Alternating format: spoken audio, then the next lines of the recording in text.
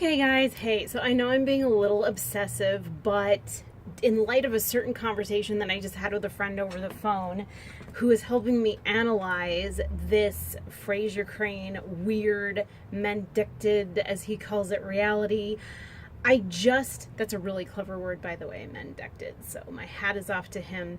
I just had to re-explore this Frasier Crane thing because I really think it's a thing. I just do. Don't ask me why, I just do. I'm starting off with this picture because it is the way that I remember the view outside Frasier Crane's apartment when I started watching this in the 1990s. I remember the Space Needle being all the way over here. And I remember you could see the UFO top very, very clearly. Absolutely 100% clearly. Moreover, when I looked at a tour inside Frasier Crane's plush Seattle digs from an article on Thrillist written in 2014, they go into it in quite an amount of detail. This picture is utilized in the article.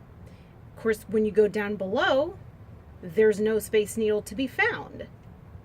Absolutely no Space Needle to be found at all. And then when you go further down below, this supposedly is the setting or the backdrop perhaps that we would have seen from Frasier Crane's apartment. And if you can see, the Space Needle is all the way over to the left of the screen, or what would be the left of the backdrop or the blue screen or whatnot. So it lines up perfectly, and yet it's not in Frasier Crane's apartment. And again, you know, I remember them actually having talked about it, and somebody was being interviewed, and either the set designer or Kelsey Grammer was saying, yeah, you know, if you ever look for a view or an apartment with such a view of the Space Needle, which I would assume would encompass everything, including the UFO top, if you ever were to look for that, you would never find it. So I just thought this was really, really odd, because I'd been noticing when I was watching reruns of the shows, there's no Space Needle outside this portion of the window. Now, I have some really good subscribers, and they called it to my attention that yes, you can see the Space Needle, but just the legs, which I kept calling the ladder, because I just, obviously my brain was so tripped out and fried that I couldn't think of like what you would call it. But yes, so they basically stated that you could see the legs of the Space Needle, which would be these things right here. This is basically the view, a video of the view on YouTube outside Frasier Crane's apartment, but it doesn't really give you any sort of parameters or ideas or points of references to where exactly the Space Needle would be. Of course, as you know, I always remember it all the way on the left-hand side of the screen. But then I looked up some scenes wherein I remember seeing the legs. I remember seeing the legs of Frasier's, seeing the legs of the Space Needle outside Frasier's window, and it's like so way far moved over. If you can see. So he's like right in front of there, but it's not like more over here where I remember it. So there's that, and then somebody told me to look up Frasier the Candidate Phil Patterson commercial, and he said, yeah, you can totally see the Space Needle outside his window. But again, what my good friend Phil Patterson has to say. I like the way his mind works. He's a visionary. It's like, and he cares about the little people. There. That's why I'm proud to say that I'm behind. See, and it should Phil be over Patterson here, and you can't really see the top. And the thing of it is anytime I watch the sitcom, I can never see the top of it.